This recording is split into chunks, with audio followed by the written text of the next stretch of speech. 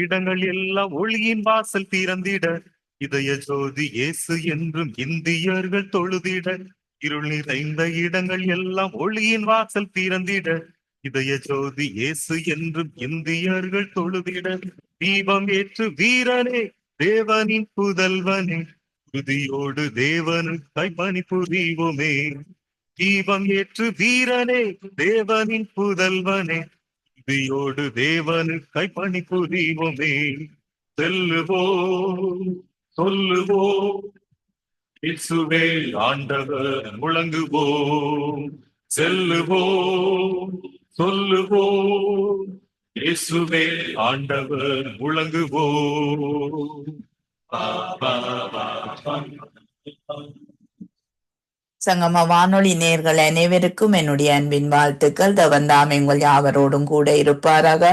சங்கம வானொலியை நடத்தி கொண்டிருக்கும் லேஸ்டி அண்ணா குடும்பத்தையும் அவர் சந்ததியும் தவன் நிறைவாய் ஆசீர்வதிப்பாராக. இந்திய தலைப்பு தூதனை அனுப்பி காக்கும் கர்த்தர் என்று சொல்லி நாங்கள் பார்க்கிறோம்.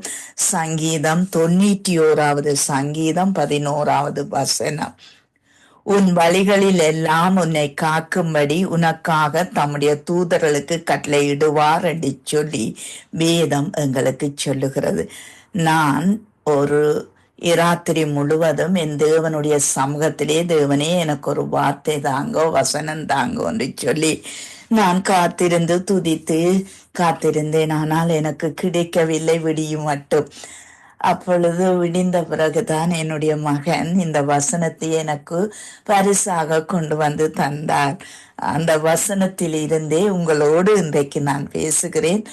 ஏனென்றால் நான் கேட்டு பெற்றுக்கொண்ட வசனம், அதோடு கூட அதன் சார்பாக இன்றைய நாளிலே உங்களோடு, அதாவது தூதர்கள் எப்படியாய் எங்களுக்கு உதவி செய்கிறார்கள், தேவனுடைய பிள்ளைகளுக்கு உதவி செய்கிறார்கள், அது எங்கள் தேவனிடத்தில் இருந்து எப்படியாய் வருகிறது.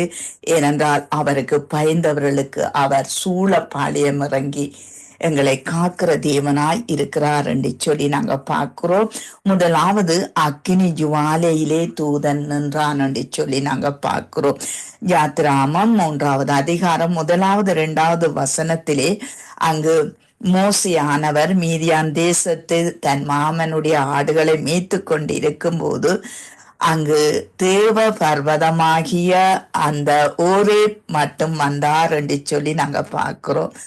அந்த கர்த்தருடைய தூதனானவன் ஒரு முச்செடியின் நடுவில் இருந்து உண்டான அக்கினி ஜுவாலையிலே நின்று அவனுக்கு தரிசனமானார் என்று சொல்லி நாங்க பார்க்கிறோம்.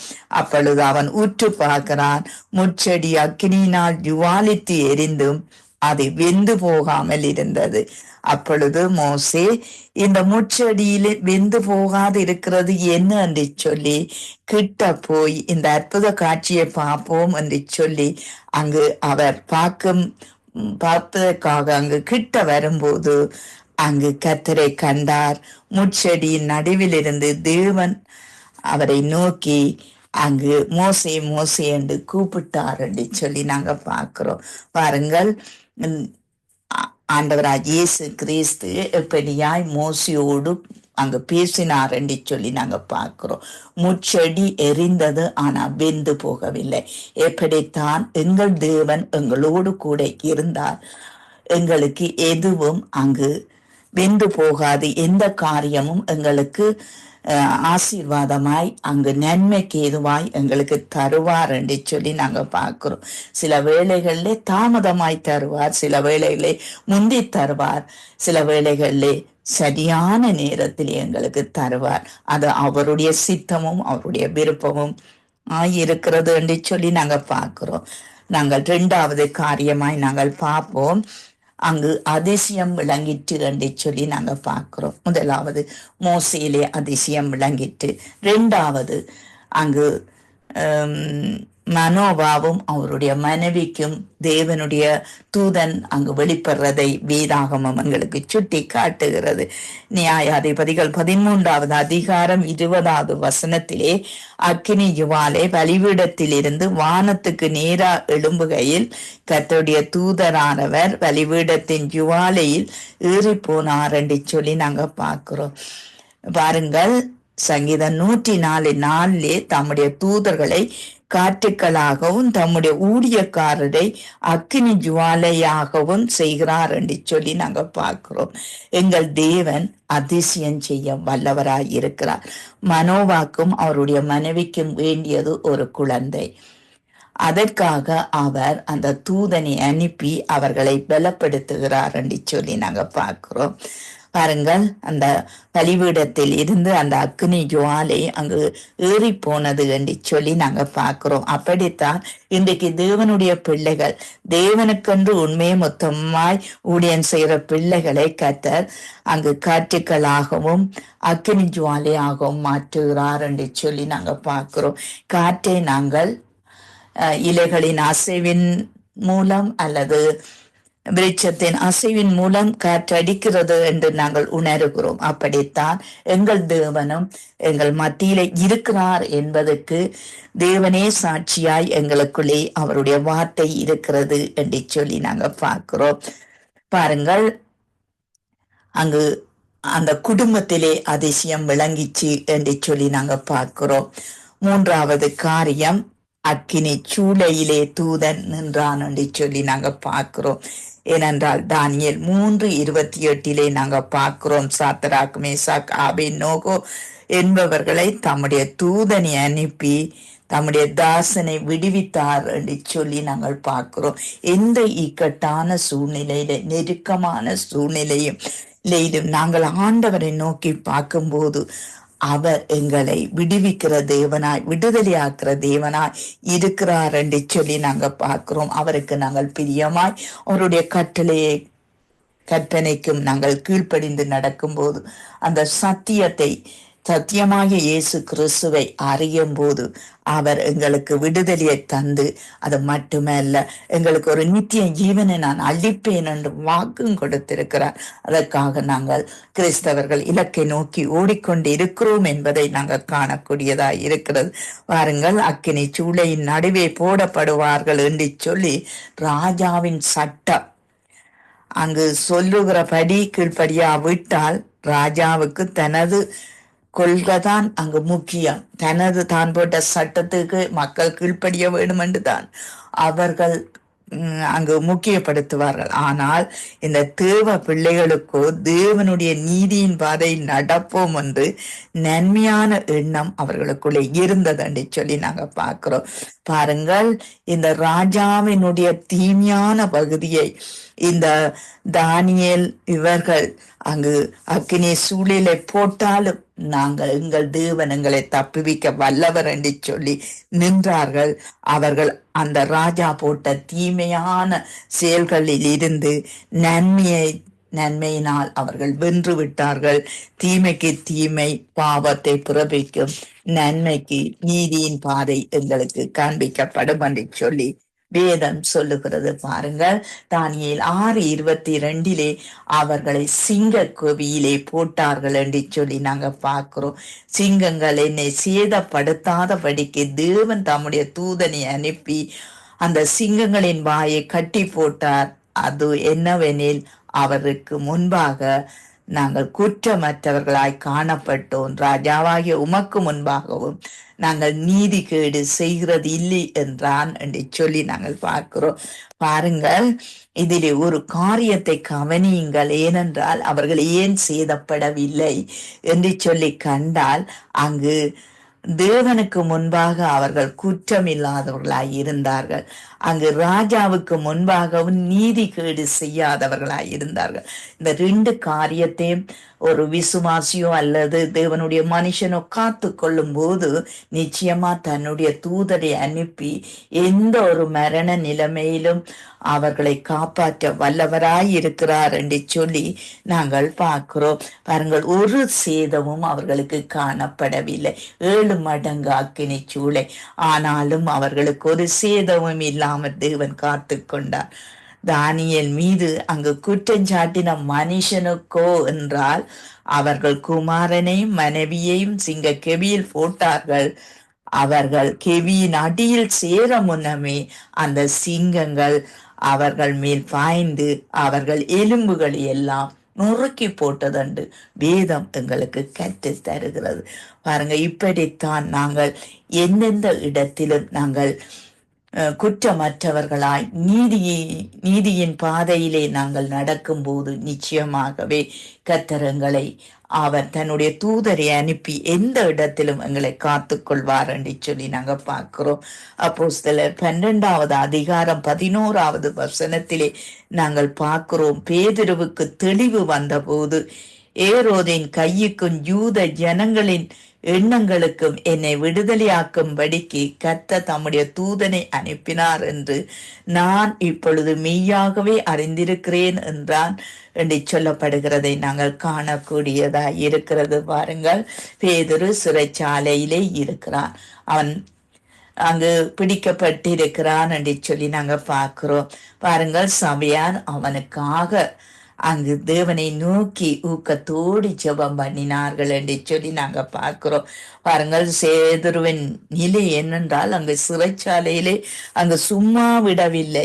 சிறைச்சாலையிலே 2 சங்கிலியினாலே கட்டப்பட்டிருந்தான். அதற்கு 2 சேவகர்கள் காவல் காத்து கொண்டிருந்தார்கள். அவர்கள் நடுவே பேதுரு நித்திரை பண்ணினான் என்று சொல்லி நாங்க பார்க்கிறோம். அது மட்டுமல்ல, இன்னும் காவல்காரர் கதவுக்கு முன்னிருந்து காவலும் காத்தார்கள் என்று சொல்லி நாங்க பார்க்கிறோம். இப்படியாய் எப்படிப்பட்ட ஒரு கட்டப்பட்ட நிலைமையிலே அங்கு அதை உடைக்க முடியாது, மீற முடியாது என்று சொல்லி அந்த கட்டப்பட்ட நிலைமையில இருந்து விடுதலையாக்க வல்லவர் என்று சொல்லி நாங்கள் பார்க்கிறோம். பாருங்கள், இந்திய நாட்களிலே அநேக வியாதிகள் அநேகரை அங்கு கொன்று கொண்டிருக்கிறது. ஆகவே அப்படியான சூழ்நிலைகள் தான் சில பேருக்கு நாட்கள் சொல்லப்பட்டிருக்கிறது. டாக்டர்மார்களால் நாட்கள் இவ்வளவு நாள் தான் இவர் வாழ்வார் என்று சொல்லப்பட்டிருக்கு. ஆனா இந்த இயேசு கிறிஸ்துவை நீங்கள் விசுவாசித்து பாருங்கள், உங்கள் வாழ்நாள் நீடித்திருக்கும். ஏனென்றால் அவருக்கு நீங்க குற்றமற்றவர்களாய் அங்கு நீதிகேடு செய்யாதவர்களாய் இருப்பீர்களானால் நிச்சயமாகவே உங்களுக்கும் அந்த பலனை கர்த்தர் நீடித்த வாழ்வை உங்களுக்கு தர வல்லவராய் இருக்கிறார். ஆனால் அவரை கேட்டபடி அவரை நோக்கி நீங்கள் பார்க்கும்போது நிச்சயமாகவே இந்த ஆண்டவர் உங்களுக்கு உதவி செய்வார் என்று சொல்லி நாங்கள் பார்க்கிறோம். பாருங்கள், அப்போஸ்தலர் 12வது அதிகாரம் 7வது வசனத்திலே அப்பொழுது கர்த்தருடைய தூதன் அங்கே வந்து நின்றான். அறையிலே அங்கு வெளிச்சம் பிரகாசித்தது. அந்த தூதன் பேதுருவை விழாவிலே தட்டி சீக்கிரமாய் எழுந்திரு என்று சொல்லி அவனை எழுப்பினான் என்று சொல்லி நாங்க பார்க்கிறோம். அப்பொழுது சங்கிலிகள் அவன் கையில் இருந்து விழுந்தது. தூதன் அவனை நோக்கி, உன் அறையை கட்டிக்கொண்டு உன் பாதரட்சியை தொடுத்துக்கொள் என்றான். அவன் அந்தபடி செய்தான். தூதன் பின்னும் அவனை நோக்கி, உன் வஸ்திரத்தை போத்திக் கொண்டு என் பின்னே வா என்றார். அந்தபடியே அவன் புறப்பட்டு அவருக்கு பின் சென்று தூதனால் சொல்லப்பட்டது மெய்யென்று அறியாமல் தான் ஒரு தரிசனம் காண்கிறதாக நினைத்தான். அவர்கள் 1ஆம் காவலையும் 2ஆம் காவலையும் கடந்து நகரத்துக்கு போகிற இரும்பு கதவண்டையிலே வந்தபோது அது தானாய் அவர்களுக்கு திறவுண்டது. அதன் வழியாய் அவர்கள் புறப்பட்டு ஒரு வீதி நெடுக நடந்து போனார்கள். உடனே தூதன் அவனை விட்டு போய்விட்டான் என்று சொல்லி நாங்க பார்க்கிறோம். பாருங்கள், ஒரு தேவ மனுஷனுக்கு இந்த தூதன் எப்படியாய் உதவி செய்தான் என்று சொல்லி நாங்க பார்க்கிறோம். கட்டப்பட்ட நிலைமையிலே, பூட்டப்பட்ட நிலைமையிலே, காவல் காக்கப்பட்ட நிலைமையிலே அவன் இருந்தான் என்று சொல்லி நாங்க பார்க்கிறோம். அப்படிப்பட்ட நிலையிலே இருந்தும் விடுவிக்க எங்கள் ஆண்டவராக இயேசு கிறிஸ்துவினால் முடியும். ஏனென்றால் உங்களுக்காகவும் எனக்காகவும் தன்னுடைய இரத்தத்தை சிந்தின ஒரே தேவன் ஆண்டவராக இயேசு கிறிஸ்து, உங்களுக்காக மரித்த ஒரே தேவன் இயேசு கிறிஸ்து, உங்களுக்காக உயிர்த்த ஒரே தேவன் இயேசு கிறிஸ்து என்று சொல்லி நாங்கள் பார்க்கிறோம். அவர் எங்களுக்காக அத்தனையே அங்கு சிலுவையிலே அனுபவித்தார் என்று சொல்லி நாங்க பார்க்கிறோம். பாருங்கள், அந்தபடி அவன் புறப்பட்டு அவனுக்கு பின் சென்று தூதனால் செய்யப்பட்டது மெய் என்று அறியாமல் தான் ஒரு தரிசனம் காண்கிறவனாய் நினைத்தான் என்று சொல்லி நாங்கள் பார்க்கிறோம். பாருங்கள், அதற்கு பின்பு பேதுருவுக்கு தெளிவு வந்தபோது ஏரோதின் கையுக்கும் யூத ஜனங்களின் எண்ணங்களுக்கும் என்னை விடுதலையாக்கும்படி கர்த்தர் தம்முடைய தூதனை அனுப்பினார் என்று நான் இப்பொழுது மெய்யாய் அறிந்திருக்கிறேன் என்று சொல்லுகிறதை நாங்கள் காணக்கூடியதாய் இருக்கிறது. பாருங்கள், உங்களுடைய கட்டுக்கள் எப்படியாய் அவிழ்க்கப்படும், உங்களுடைய நோய்கள் எப்படியாய் குணமாகும். இந்த இயேசு கிறிஸ்துவின் ரத்தம் சகல பாவங்களையும் கழுவி நம்மை சுத்திகரிக்கும். எங்கள் பாவம், எங்கள் அக்கிரமங்கள் மன்னிக்கப்பட்டால் எங்கள் நோய்கள் குணமாகும் என்று வேதம் கற்றுத் தருகிறது. ஆகவே இந்த வார்த்தைகளை நீங்கள் பிடித்தீர்களானால் உங்களுக்கு எப்பேற்பட்ட தடைகள், எப்பேற்பட்ட கட்டப்பட்ட நிலைமைகள், எப்பேற்பட்ட பூட்டப்பட்ட நிலைமைகள், இரும்பு கதவுகள் கூட வழிவிடக்கூடிய அளவுக்கு உங்களுக்கு கர்த்தர் உதவி செய்வார். நீங்கள் ஒன்றே ஒன்று செய்ய வேண்டும், அவரை துதிக்க வேண்டும், அவருடைய வார்த்தைக்கு கீழ்ப்படிய வேண்டும், அவருடைய பலத்த கரத்துக்குள்ளே நீங்களும் நானும் அடங்கி இருக்க வேண்டும். அப்பொழுதுதான் இந்த தூதர்களுடைய ஆசீர்வாதம் எங்களுக்குள்ளே, எங்கள் வீடுகளுக்குள்ளே, குடும்பங்களுக்குள்ளே கடந்து வரும் என்று சொல்லி நாங்கள் பார்க்கிறோம். ஏனென்றால் அங்கு பாருங்கள், அங்கு அப்போஸ்தலர் 5வது அதிகாரம் 19வது வசனத்திலே நாங்கள் பார்க்கிறோம், அப்போஸ்தலர்களை பிடித்து சிறைச்சாலையிலே வைத்தார்கள் என்று சொல்லி நாங்கள் பார்க்கிறோம். அதை கர்த்தருடைய தூதன் ராத்திரியிலே சிறைச்சாலை கதவுகளை திறந்து அவர்களை வெளியே கொண்டு வந்து, நீங்கள் போய் தேவாலயத்தில் நின்று இந்த ஜீவ வார்த்தை எல்லாவற்றையும் ஜனங்களுக்கு சொல்லுங்கள் என்றான் என்று சொல்லி எழுதி இருக்கிறது. பாருங்கள், இந்த அப்போஸ்தலர்களை பிடித்து, யார் என்றால் அங்கு அப்போஸ்தலர்களே பொறாமை கொண்டு பிரதான ஆசாரியரும் சதுசேய சமயத்தாரும் அப்போஸ்தலர்களை பிடித்து பொதுவான சிறைச்சாலையிலே வைத்தார்கள் என்று சொல்லி வேதமங்களுக்கு கற்றுத் தருகிறது. பாருங்கள், கர்த்தருடைய தூதன் ராத்திரியிலே சிறைச்சாலை கதவுகளை திறந்து அவர்களை வெளியே கொண்டு வந்து தேவாலயத்தில் நின்று இந்த ஜீவ வார்த்தைகளை ஜனங்களுக்கு சொல்லுங்கள் என்று அந்த சாட்சியை நாங்கள் காணக்கூடியதா இருக்கிறதை நாங்கள் காணக்கூடியது.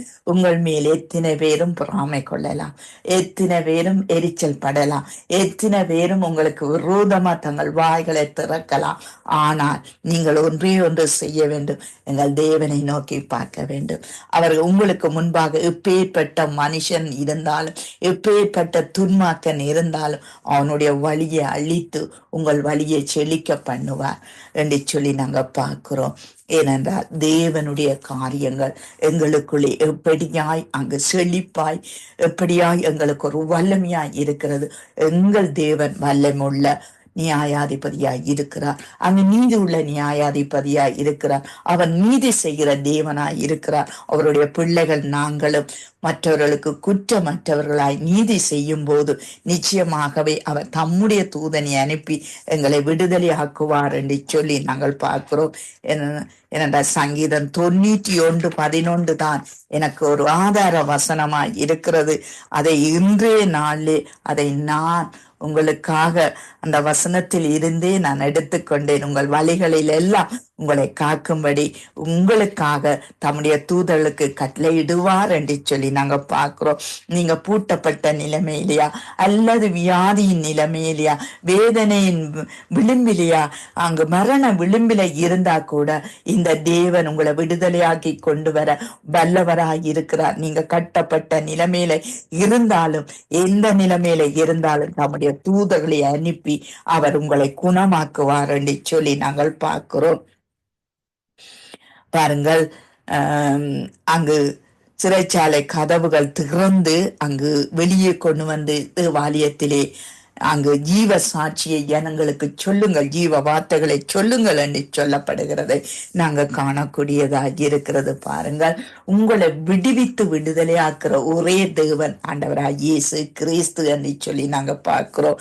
அவர் கட்டுக்களை அவுக்கவும் உங்களுடைய நுகங்களை முறிக்கவும், சகல நுகத்தடிகள், என்ன நுகத்தடி, ஒரு மனுஷனுக்கு எத்தனையோ பிரச்சனைகள் மத்தியிலே சில நுகத்தடிகள், இவைகளை எல்லாம் முறித்து ரட்சித்து உங்களை விடுதலையாக்குற ஒரே தேவன் ஆண்டவராக இயேசு கிறிஸ்து என்று சொல்லி நாங்கள் பார்க்கிறோம். நாங்கள் சிறைச்சாலை சேகவர்கள் சிறைச்சாலைக்கு பிறகு அனுப்புகிறார்கள். அப்பொழுது அப்போஸ்தலரை காணாமல் மிகுந்த அங்கு பத்திரமாய் பூட்டப்பட்டிருக்கவும் காவல்காரர் வெளியே கதவுகளுக்கு முன் நிற்கவும் கண்டோம். திறந்த பொழுது உள்ளே ஒருவரையும் காணோம் என்று அறிவித்தார்கள் என்று சொல்லி நாங்க பார்க்கிறோம். தேவன் செய்கிற செயலுக்கு முன்பாக யாரும் நிலைநிற்க முடியாது. ஏனென்றால் எங்கள் தேவன் யோசனை பெரியவர், அவர் செயலில் வல்லவர். எந்த இடத்திலே எந்த நெருக்கத்திலே ஒடுக்கத்திலே வியாதியில இருந்தாலும் அதிலிருந்து தூக்கி எடுத்து உங்களை நிறுத்த வல்லவராய் இருக்கிறார்.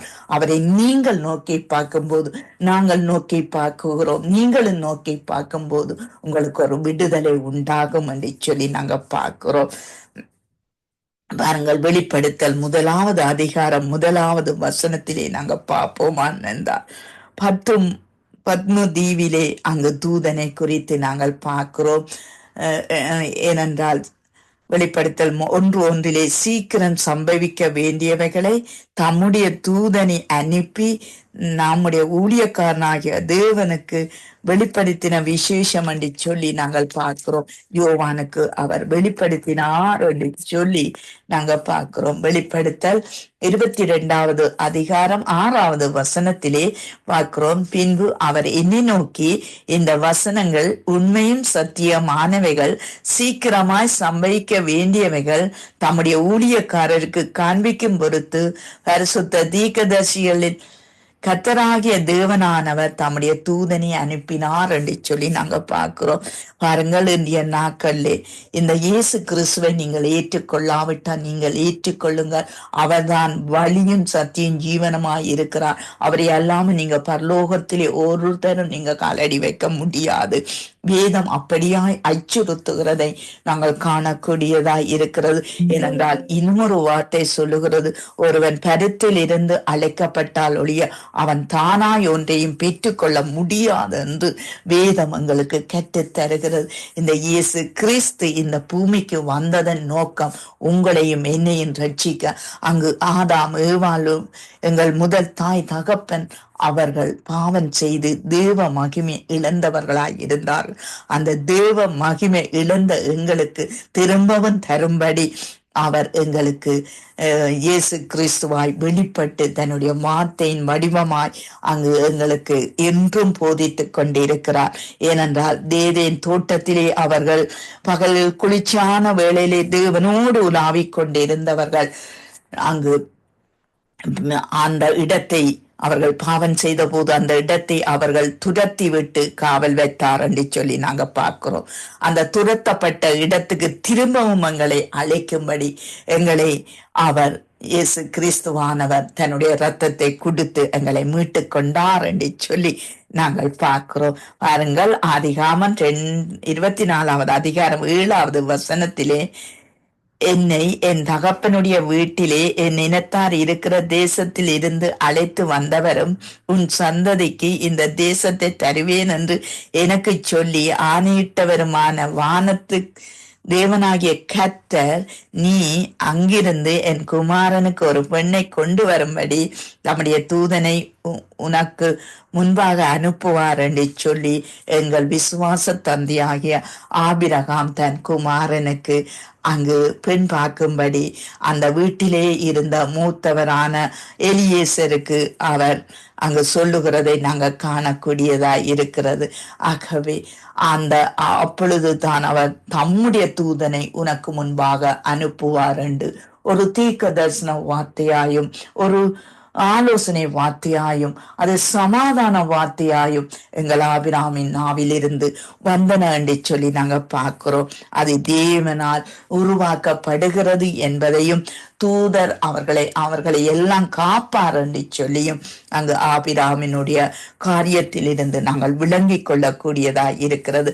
பாருங்கள், யாத்ராமம் 23வது அதிகாரம் 20வது வசனத்திலே அங்கு வழியிலே உன்னை காக்கிறதுக்கும் நான் ஆயத்தம் பண்ணின ஸ்தானத்துக்கு உங்களை கொண்டு போய் சேர்க்கிறதுக்கும் இதோ நான் ஒரு தூதனை உனக்கு முன்பாக அனுப்புகிறேன் என்று சொல்லி நாங்கள் பார்க்கிறோம். பாருங்கள், நாங்கள் உண்மையாய் உத்தமனாய் ஒரு நல்ல ஊழியக்காரர்களாய் பணிவிடைக்காரர்களாய் இருக்கும் போது நிச்சயமாகவே அவர் தம்முடைய தூதர்களை எங்களுக்கு அனுப்பி எங்களை காக்கிற தேவனாய் இருக்கிறார் என்று சொல்லி நாங்கள் பார்க்கிறோம். எண்ணாகமம் 20வது அதிகாரம் 16வது வசனம், கர்த்தரை நோக்கி நாங்கள் மண்டாடினோம், அவர் எங்களுக்கு செவி கொடுத்து ஒரு தூதனை அனுப்பி எங்களை எகிப்திலிருந்து புறப்பண்ணினார் என்று சொல்லி புறப்பட பண்ணினார் என்று சொல்லி வேதம் சொல்லுகிறதை நாங்கள் காணக்கூடியதாய் இருக்கிறது. பாருங்கள், மல்கியா 3வது அதிகாரம் 1வது வசனத்தை நாங்கள் வாசிப்போமா இருந்தால், இதோ நான் என் தூதனை அனுப்புகிறேன், அவன் எனக்கு முன்பாக போய் வழிய ஆயத்தம் பண்ணுவான். அப்பொழுது நீங்கள் தேடுகிற ஆண்டவரும் நீங்கள் விரும்புகிற உடன்படிக்கையின் தூதனும் ஆனவர் தம்முடைய ஆலயத்துக்கு தீவிரமாய் வருவார். இதோ வருகிறார் என்று சேனைகளின் கர்த்தர் சொல்லுகிறார் என்று சொல்லி நாங்கள் பார்க்கிறோம். நாங்கள் எங்களுக்கு முன்பாக நாளைக்கு இன்றைக்கு நாங்கள் ஆராதனைக்கு செல்ல வேண்டும், ஆண்டவராகிய இயேசு கிறிஸ்துவை துதிக்க வேண்டும். ஆலயத்திலே நாங்கள் பரிசுத்தம் உள்ளவர்களாய் அவர் ஆவியோடும் உண்மையோடும் பயத்தோடும் நடுக்கத்தோடும் நாங்கள் ஆராதிக்க வேண்டும் என்று சொல்லி நாங்கள் தேவாலயத்துக்கு கடந்து போகும்போது தூதனானவர் அந்த தேவாலயத்திலே தீவிரமாய் வருவார். நாங்கள் உற்சாகப்படும் போது தேவன் தன்னுடைய காரியத்தை செய்து முடிப்பார் என்று சொல்லி நாங்க பார்க்கிறோம். தீவிரமாய் வருவேன் என்று ஆலயத்துக்கு தீவிரமாய் வருவேன் என்று சொல்லுகிறார். ஏன் அங்கு தீவிரமாய் வர்றதுக்குரிய ஆயத்தம் எங்களிடத்திலே இருக்க வேண்டும். ஊழியக்காரரிடத்திலே, ஆலோசனை கொடுக்கிறவர்களிடத்திலே, வசனம் கொடுக்கிறவர்களிடத்திலே நாங்கள் உற்சாகமாய் அவரை நோக்கி பார்த்துவிட்டு கடந்து செல்லும் போது நிச்சயமாகவே அவர் அந்த இடத்திலே வருவார், அவர் தன்னுடைய காரியத்தை செய்வார் ஆலயத்திலே நிற்கும் போது என்று சொல்லி நாங்கள் பார்க்கிறோம். பாருங்கள், மத்தேயு 11:10 சொல்லப்படுகிறது, அது எப்படியெனில், இதோ நான் என் தூதன் உமக்கு முன்பாக அனுப்புகிறேன், அவன் உமக்கு முன்னே போய் உமது வழியை ஆயத்தம் பண்ணுவான் என்று எழுதிய வாக்கியத்தால் குறிப்பிடப்பட்டிருக்கிறது என்று சொல்லி நாங்க பார்க்கிறோம். பாருங்கள், எங்களுக்கு முன்பாக எந்த காரியத்தையும் நாங்க செய்யக்க முன்பாக நீங்கள் ஆண்டவரை நோக்கி பார்த்து, ஆண்டவரே நான் போகிறேன், நீர் அந்த வழிகளையும் பாதைகளையும் மனுஷர்களையும் ஆயத்தப்படுத்தி என்னை எப்படி நடத்தவனோ அப்படியே நடத்துங்க ஒரு சிறு ஜெபத்தோடு கூட கடந்து சென்று பாருங்கள். அந்த காரியம் எல்லாம் உங்களுக்கு ஜெயமாய் வெற்றியாய் மாறுறதை நீங்கள் காண்பீர்கள் என்று சொல்லி நாங்க பார்க்கிறோம். பாருங்கள், மார்க்கு 13வது அதிகாரம் 26, 27வது வசனத்திலே, அப்பொழுது மனுஷகுமாரன் மிகுந்த வல்லமையோடும் மகிமையோடும் மேகங்கள் மேல் வருகிறதை காண்பார்கள். அப்பொழுது அவர் தம்முடைய தூதனை அனுப்பி தாம் தெரிந்து கொண்டவர்களை பூமியின் கடமுனை கொண்டு வானத்தின் கடமுறை மட்டுமுள்ள 4 திசையிலும் இருந்து கூட்டி சேர்ப்பார் என்று சொல்லி வேதம் சொல்லுகிறது. பாருங்கள், ஏன் இந்த தூதர்கள் எங்களுக்கு தேவை, எங்கள் ஊழியத்துக்கு தேவை, எங்கள் போக்குவரத்துக்கு இந்த தூதர்கள் ஏன் தேவை என்பதை இன்றைய நாளிலே நானும் நீங்களும் அறிந்து கொள்ள கர்த்தர் உதவி செய்தார். ஆகவே இந்த ஆபிரகாமுக்கு கூட தன்னுடைய மகனுக்கு அங்கு பெண் பார்க்கும்படி அங்கு அந்த தூதனுக்கு அங்கு தூதன் உங்களுக்கு உதவி செய்வார், உங்களுக்கு முன்பாக தூதனை அனுப்பப்படும் என்று சொல்லி சொல்லப்படுகிறது. நாங்க காணக்கூட இன்றைய நாட்கள்ல நாங்கள் எங்கு சென்றாலும், எங்கு இருந்தாலும், எங்கு நடந்தாலும், எந்த காரியத்துக்கு நாங்க போனாலும், ஆண்டவரே எங்களுக்கு முன்பாக உம்முடைய தூதர்களை கட்டளையிடும் என்று சொல்லி நீங்க ஒரு சிறிய ஜெபத்தோடு கடந்து சென்று பாருங்கள். அது உங்களுக்கு காரியங்களை வாய்க்க பண்ற ஆசீர்வாதமான காரியங்களாய் மாற்றப்படும் என்பதை நாங்கள் காணக்கூடியதாய் இருக்கிறது. நாங்கள் ஆண்டவரை அறிந்தும் பின்மாற்றத்துக்காய் போவோமாய் இருந்தால் எங்களுடைய முன்னிலைமை பின்னிலைமையும் பார்க்க அதிக கேடாய் இருக்கும். இன்றைய நாட்களிலே இந்த தேவனை அறிந்தும் பின்வாங்கி இருக்கிற நீங்கள் திரும்ப தேவனிடத்தில் வாருங்கள். தேவனுடைய ஜெப வீட்டுக்கு வந்து உங்களை அவர் மகிழ வைப்பார். நீங்கள் வந்தாத்தான் அவர் உங்களை மகிழ வைக்க முடியும். எங்களுடைய ஆயத்தங்கள் இருந்தால்தான் தேவன் எங்களை இன்னுமாய் உற்சாகப்படுத்தி எங்களை தூதனை அனுப்பி எங்களுக்காக ஒரு காரியங்களை செய்வார். பாருங்கள், எங்களுக்கு ஒரு விருப்பமானவர்களுக்கு விருப்பமானவர்களுடைய வீடுகளுக்கு நாங்க போகணும் என்று விருப்பப்படுவோம். ஏனென்றால் அவர்களோடு சம்பாஷிக்க வேண்டும், அவர்களோடு கதைக்க வேண்டும், அவர்களுடைய அன்பு எங்களுக்கு வேணும். அவர்கள் அப்படியாய் நாங்கள் ஒரு மனுஷனுடைய வீட்டுக்கு போவதற்கே நாங்கள் வாஞ்சை உள்ளவர்களாய் இருப்போமாய் இருந்தா எங்கள் தேவன் அவருடைய ஆலயத்துக்கு நாங்க போக முன்ன எங்கள் ஆண்டவரை நோக்கி பார்க்கும்போது அவர் எங்களை பரிசுத்தப்படுத்தி அந்த இடத்திலே நிக்க எங்களை தகுதி உள்ளவர் ஆக்கும்படி அவரை நோக்கி பார்க்கும்போது அவர் எங்களை பரிசுத்தமாக்கி நிச்சயமாகவே அந்த இடத்திலே எங்களை தன்னுடைய தூதனை அனுப்பி எங்களுடைய தெய்வீக தொடுகைக்குள்ளே எங்களை மாற்றுவார் என்று சொல்லி நாங்கள் பார்க்கிறோம். இன்றைய நாளிலே நாங்கள் தூதர்களை குறித்து பார்த்தோம். என்னுடைய மகனுடைய வசனம் எனக்குள்ளே அதிகாலையிலே வந்தபடியால் அந்த வசனத்தில் இருந்து இன்றைய நாளிலே நான் அந்த செய்தியை கொடுக்க வேண்டும் என்று வாஞ்சித்து அந்த காரியத்தை தியானித்து நான் எடுத்து அதை தொகுத்து உங்களுக்கு தந்திருக்கிறேன். நிச்சயமாகவே இது உங்கள் எல்லாருக்கும் பிரயோஜனம் உள்ளதா இருக்கும் என்று நான் விரும்புகிறேன். ஏனென்றால் சங்கீதம் 91:11 உங்கள் வழிகளை எல்லாம் உங்களை காக்கும்படி உனக்காக தம்முடைய தூதர்களை கட்டளையிடுவார். ஆமீன். நாங்கள் முதலாவது மோசையை குறித்து பார்த்தோம். நாங்கள் 2வது மனோபாவும் அவருடைய மனைவி குறித்து பார்த்தோம். 3வது அங்கு சாத்ராக் மேசாக் அவர்களுடைய அக்கினி சூழியை அங்கு சிங்க கெபியையும் குறித்து நாங்கள் பார்த்தோம். அங்கு பேதுருவை குறித்து அவருடைய சிறைச்சாலையை குறித்து நாங்கள் பார்த்தோம். அப்போஸ்தலர்களை பார்த்தோம். அவருடைய சிறை வாழ்வை குறித்து கூட நாங்கள் பார்த்தோம். அங்கு கடைசியாக பத்ம தீவிலே யோவான் எப்படியாய் அங்கு சீக்கிரம் சம்பவிக்க வேண்டியதை எங்களுக்கு வெளிப்படுத்தி இருக்கிறதை நாங்கள் பார்த்தோம். ஆகவே இத்தனை காரியங்களை கர்த்தர் எங்களுக்காக செய்வார். அவர் தம்முடைய தூதர்களுக்கு கட்டளையிட்டார். தூதர்கள் அதன்படி வந்து செய்து போட்டு போவார்கள். ஆகவே நாங்கள் எங்கள் பிள்ளைகளுக்கு சில வேளையிலே சொன்னால் அதை அவர்கள் செய்ய மறந்தாலும், ஆனால் தூதர்களுக்கு தேவன் கட்டளையிடும் போது அதை நிச்சயமாய் நடக்கும். நிச்சயமாய் அவர்கள் செய்து அங்கு தேவன் சொன்னதை அவர் சரியாக நேர்த்தியாக தூதர்கள் அங்கு செய்துவிட்டு கடந்து செல்வார்கள். ஆகவே எங்களுக்காக கர்த்தர் தாமே கூட இருந்து இன்றைய நாளும் கூட இருந்து அங்கு ஊழியக்காரர் எல்லாரையும் அக்கினி ஜுவாலியாகவும் அங்கு காக்க வேணும், காற்றுக்களாகவும் அக்கினி ஜுவாலியாகவும் ஒவ்வொரு ஊழியரையும் காக்க வேணும் என்று சொல்லி ஜெபத்தோடு கூட நான் முடித்துக் கொள்கிறேன். அன்பான பிதாவே, இயேசு கிறிஸ்துவின் நாமத்தினால் உம்முடைய சமூகத்திலே ஆண்டவரே ஒவ்வொரு மனுஷனுடைய வழிகள் எல்லாம் ஆண்டவரே அவர்களை காக்கும்படி கர்த்தாவே அவர்களுக்கு உம்முடைய தூதர்களை கட்டளையிடும்படிக்கு நாங்கள் கெஞ்சுகிறோம். கர்த்தாவே, வானம் மக்கு சிங்காசனம், பூமி மக்கு பாதபடியிலே இருந்து கெஞ்சுகிறோம். கர்த்தாவே, ஒவ்வொருவருக்கும் நீ கிருபை செய்யும் ஐயா. எந்த நெருக்கத்திலும், எந்த பூட்டப்பட்ட நிலைமையிலும், எந்த கஷ்டமான நிலைமையிலும், வேதனையான நிலைமையிலும் கர்த்தாவே, வியாதியிலே வேதனையை அனுபவித்துக் கொண்டிருக்கிற நிலைமையிலும் கர்த்தாவே நீர் உதவி செய்ய வல்லவர். உம்முடைய அதிசயம் எல்லா வீடுகளிலும் கேட்கப்படட்டும் ஐயா. அற்புதங்கள் நடக்கப்படட்டும் ஐயா. இயேசு நாமம் உயர்ந்திருக்கட்டும் ஐயா. ஆண்டவரை இயேசு நாமத்திலே மகிமைகள் நடக்கட்டும் ஐயா.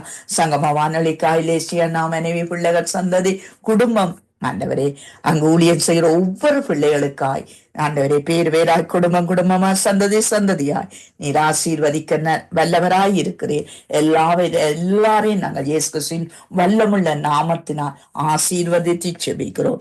இயேசுவின் நாமத்தை செபிக்கிறோம் பிதாவே, ஆமென்.